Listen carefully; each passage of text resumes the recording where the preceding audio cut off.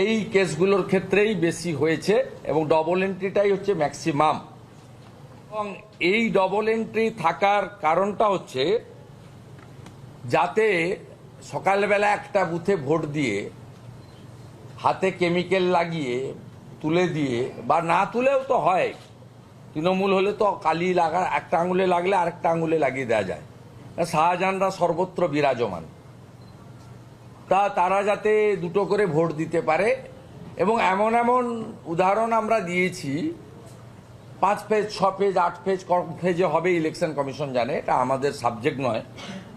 আমরা তো 42টাতে 42 পেজেই চাই, কিন্তু আমরা দেখেছি বিভিন্ন ফেজে, ধরুন ঝাড়গ্রামে যেদিন ভোট হচ্ছে সেখানে ভোট দিয়ে আবার অন্যদিন ঘাটাল বা তমলুকে সেই ভোটার অন্য ফেজে এসে ভোট দিচ্ছে। এই জন্য এই মেকানিজমটা মমতা ব্যানার্জি করে রেখেছেন। আমরা এটা চুরিটাকে ধরেছি, কারণ আমরা ভোটার তালিকাটাকে পরিষ্কার এবং পরিচ্ছন্ন চাই। আমরা চাই পশ্চিমবঙ্গের গণতন্ত্র শেষ হয়ে গেছে, পঞ্চায়েতে 1 কোটি গ্রামের মানুষকে ভোট দিতে দেওয়া হয়নি। সন্দেশখালীর যার কাছে গিয়ে আপনারা জিজ্ঞেস করছেন ভোট দিয়েছেন, বলছে না ভোট দিইনি, যতদিন মমতা ততদিন আমাদের ভোট দিতে দেওয়া হয়নি। শেষ 11 সালে ভোট দিয়ে তো উনাকে ক্ষমতায় এনেছিলাম। এই 16,91,132 ভোটারের ডকুমেন্ট আমরা নিয়ে এলাম, দিয়ে গেলাম। এতে name, father name, age same আছে 16,79,645। এপিক সেম আছে 11,487। এর মধ্যে 2টি ভারতীয় জনতা পার্টির পার্লামেন্টারি কনস্টিটিউয়েন্সি, যেখানে মূলত হিন্দু উদ্বাস্তুদের এক কাপড়ে বাংলাদেশ থেকে পালিয়ে আসতে হয় এবং যেখানকার একটা বড় অংশের ভোটার আমাদের বাবা সাহেব আম্বেদকরের দ্বারা স্বীকৃত দলিত সম্প্রদায়ের ভোটার তথা প্রণম্য প্রাতঃস্মরণীয় পূজ্যপাত গুরুচাঁদ ঠাকুর, হরিচাঁদ ঠাকুরের সৃষ্টি করা মতুয়া সম্প্রদায়ের সঙ্গে অন্তর্ভুক্ত বনগা 1,28,013, রানাঘাট 1,10,459। এই হচ্ছে চিত্র। তাই আমাদের আজকের ডেলিগেশনে আমি এলওপি, মাননীয় সাধারণ সম্পাদক তরুণ জগন্নাথ চট্টোপাধ্যায় আমাদের ইলেকশনটা দেখেন এবং আমাদের রাজ্যের অত্যন্ত বলিষ্ঠ নেতা শিশির বাজোরিয়া, লিগ্যাল সেলের কনভেনার রাজ্যের তরুণ আইনজীবী লোকনাথ চ্যাটার্জি এবং আমাদের হাইকোর্টের লিগ্যাল সেলের convener senior lawyer advocate Sahasranshu Bhattacharya আর আমাদের তরুণ আইনজীবী সুকান্ত ঘোষ, এই ডেলিগেশনে আমরা 6 জন ছিলাম। এই দাবি আমরা করেছি। উনি আমাদের কাছে 10 দিন টাইম চেয়েছেন এবং আমাদের পক্ষ থেকে মাননীয় জগন্নাথ চট্টোপাধ্যায় স্পেসিফিক একটা উনাকে পয়েন্ট বলেছেন, যেটা হচ্ছে একই দিনে এআরও অর্থাৎ ম্যাজিস্ট্রেটদের পক্ষ থেকে বিডিও বা তার কোনো অধস্তন senior UD officer, upper division clerk বা অফিসার, তারা যেন একদিনে হিয়ারিং ডেকে এর নিষ্পত্তি করেন এবং নির্বাচন ঘোষণা হলে, নমিনেশন স্টার্ট হলে যে ফাইনাল ভোটার লিস্ট আসবে সেখানে এটা ডিলিটেড বলে স্ট্যাম্প লাগানো থাকে। এটা আমরা দাবি করেছি, কিন্তু আমরা উনাকে আজকে স্পেসিফিক 10 দিনের টাইম দিয়ে যাচ্ছি। 8 তারিখে আমি বা আমাদের প্রতিনিধি দল আবার আসবে। সেই প্রতিনিধি দলের কাছে উনাকে কি রেজাল্ট হলো এই ফেক ডবল এন্ট্রি ভোটারের আমরা জানতে চাই এবং আমরা মনে করি এদের একটা করে ভোট থাকা উচিত, অর্থাৎ 50% নাম যেটা আপনার এখানে বলেছি 16,79,645, ফাদার নেম, এজ সেম আছে। এটা খুব ক্রিস্টাল ক্লিয়ার যে 8,40,000 সে এটা বাদ দিয়ে দেওয়া উচিত অধিকার থাকে। পানিশমেন্ট কি দেবেন না দেবেন পরের কথা, কিন্তু আমরা চাই দলমত বর্ণ ধর্ম নির্বিশেষে সকলের ভোটাধিকার থাকুক। কিন্তু ডবল এনজিওকে খানিকটা ধন্যবাদ জানাবো যে গতবারে আমরা যে স্পেসিফিক অভিযোগগুলো করেছিলাম তাদের সমস্ত নাম এসডিও অফিসের লেভেলে প্রায় 80% নাম তাদের তুলে দেওয়ার ব্যবস্থা তারা করেছেন। ভারতীয় জনতা পার্টির যারা প্রমিনেন্ট লিডার আছে, বিশেষ করে বিষ্ণুপুর, সাতগেছিয়া, ফলতা এবং ডায়মন্ড হারবার সদর ব্লক এলাকা বা অন্যান্য এলাকায়। আমরা আরও দুটো জিনিস অভিযোগ করেছি।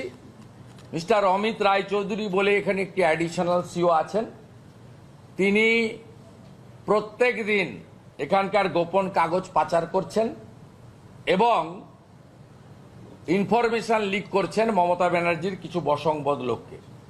11 বছর ধরে আছেন। আমরা দাবি করেছি পশ্চিমবঙ্গ সরকারি কর্মচারী ফেডারেশনের সঙ্গে যারা যুক্ত বা অন্য দলেরও কর্মচারী সংগঠনের সঙ্গে যারা যুক্ত এমন লোকেদের এবং 5 বছরের বেশি থাকা সমস্ত আপার লেভেলের, আমরা 4th গ্রেড বা লিফটম্যানের কথা বলতে আসিনি, যারা খুব ইম্পর্টেন্ট পোস্টে আছেন, আপার ডিভিশন ক্লার্ক এবং আপনার আপওয়ার্ডস, এই লেভেলের লোককে ইমিডিয়েট রিমুভ করতে বলেছি। আর একটা পয়েন্ট আমরা বলেছি যে খুব বাছাই করা দুজনকে অ্যাডিশনাল সিও করা হয়েছে। আমরা প্রসেসটা যেটা জানি, রাজ্য সরকারের কাছ থেকে 5-7টা নাম বা 4টে নাম হয়তো কেন্দ্রীয় নির্বাচন কমিশন নিয়েছিল। তার থেকে একটা tainted IAS officer Binod Kumar, যিনি দেবাঞ্জনের ভুয়া ভ্যাকসিন কাণ্ডে অভিযুক্ত, এই রকম অফিসারকে এখানে অ্যাডিশনাল সিও করা হয়েছে। উনার এটা লেভেলে নয়, উনি আমাদের বলেছেন। 4 তারিখে ইসিআইর full team under the leadership of chief election commissioner, তিনি আমাদেরকে ভারতীয় জনতা পার্টিকে টাইম দিয়েছেন। বাকিটা শিশির বাজোরিয়াজি প্রপার টাইমে জানিয়ে দিবেন। সেখানে আমাদের রাজ্য সভাপতি এবং কেন্দ্রীয় নেতৃত্বর অনুমোদিত যে টিম যাবে, সেই টিম এদের বিরুদ্ধে নির্দিষ্ট অভিযোগ করবে এবং ইলেকশন কমিশনকে আমরা বলবো কম্পালসারি ওয়েটিং বা মমতা ব্যানার্জি গুরুত্বপূর্ণ কাজে গত 5 বছরে যে সমস্ত সচিবদের লাগাননি তার মধ্যে বেছে নিয়ে election commission direct additional CEO দুজনকে অ্যাপয়েন্ট করুক, এই দাবি আমরা করেছি। 3টে আমাদের দাবি ছিল। আমাদের মিটিং আমরা মনে করি খুব মিনিংফুল হয়েছে। আমরা আশাবাদী ইলেকশন কমিশনের আন্ডারে যে অফিস, যে valid legitimate with documentary evidence যে এলিগেশন আমরা আজকে সাবমিট করলাম, এটা উইদিন দ্য স্টিপুলেটেড টাইম এটা রিজলভ করা হবে এবং পশ্চিমবঙ্গে একটি স্বচ্ছ এবং ত্রুটিমুক্ত ভোটার তালিকা নিয়ে ভোট কেন্দ্রে ভোট নিতে যাবেন পোলিং পার্সোনালরা, এটাই আমাদের আশা। দেড়শো কোম্পানি কেন্দ্রীয় বাহিনী আসছে, এ নিয়ে বৈঠক রয়েছে, আপনারা কোথায় কোথায় চাইবেন কেন্দ্রীয় বাহিনী, এই যে 150 কোম্পানি কেন্দ্রীয় বাহিনী যে আসছে? এখন এই নিয়ে আমরা বলছি না, আপনাদের কাছ থেকে শুনে তো বলবো না। 150 কোম্পানি আসবে, এমসিসি যতক্ষণ না চালু হচ্ছে ততক্ষণ আমাদের বলার স্কোপ খুব লিমিটেড। আমরা regarding other issue on the eve of the general election of our country will speak after meeting with full bench on 4th। ওই মিটিংয়ের পরে যে ডেলিগেশন যাবে তারা বলবেন। এখনই আমি আপনাদের কাছে আদার্স পয়েন্টে যাব না। আপনারা অন্তত দেখেছেন, আমরা প্রথম দিন যেদিন এখানে আসি ওই দিন মমতা ব্যানার্জির একটা ড্রামা চলছিল রেড রোডে। ওখান থেকে তিনি তৎক্ষণাৎ বলেছিলেন যে কয়েকটা নাম কোথাও বাদ চলে গেছে, ওটা নিয়ে নাটক করতে চলে গেছে, মাইকে বলেছেন।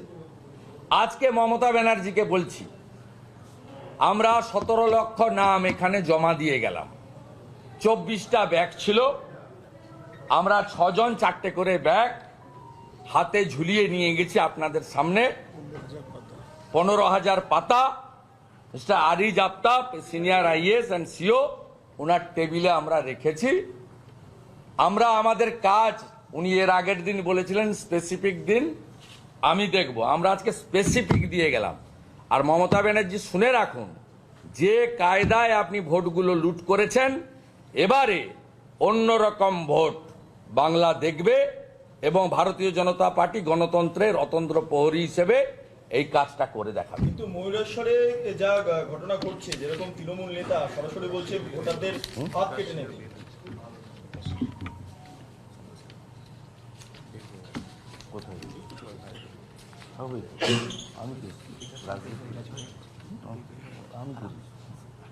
আমি কালকে আপনাকে সন্দেশকারী টুকরো আর ওরা ফ্যাক্ট ফাইন্ডিং কমিটি 3 তারিখ দেবে।